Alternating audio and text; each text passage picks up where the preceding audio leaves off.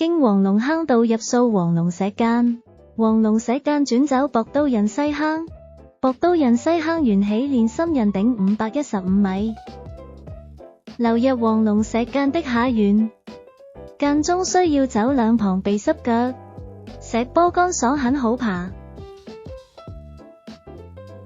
偶有小瀑小潭。盛夏風水時相信會另有一番景象，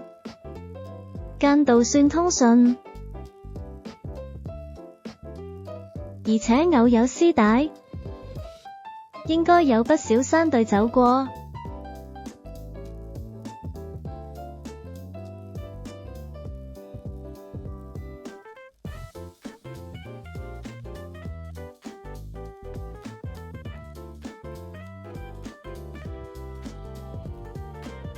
前面有中型步，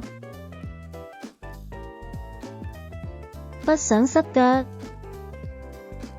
就要繞左邊攀上，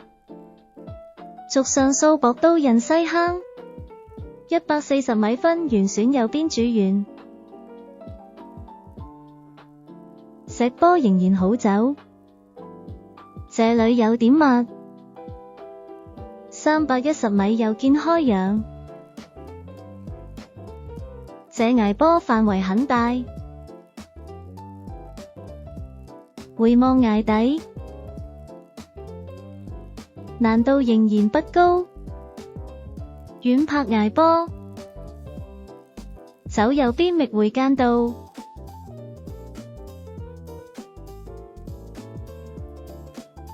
返回博都人西坑，續攀上，跟住黃色絲帶走就對了。接近460米轉右離澗，踏上草坡，接上小紫峰灰路，向下走覓博都人南坑入口，約440米踏草坡硬闖，周圍都密，唯有覓較疏落的位置走，約410米切入澗。下數博都人南坑，此坑荒蕪，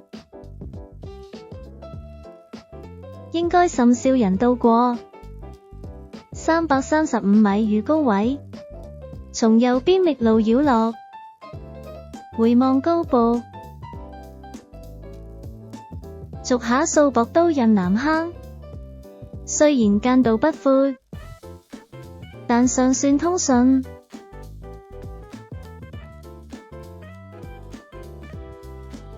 落一段石坡後，接上北龍石澗，水壩離澗，途中望去博都人西坑，經黃龍坑道到東涌市散。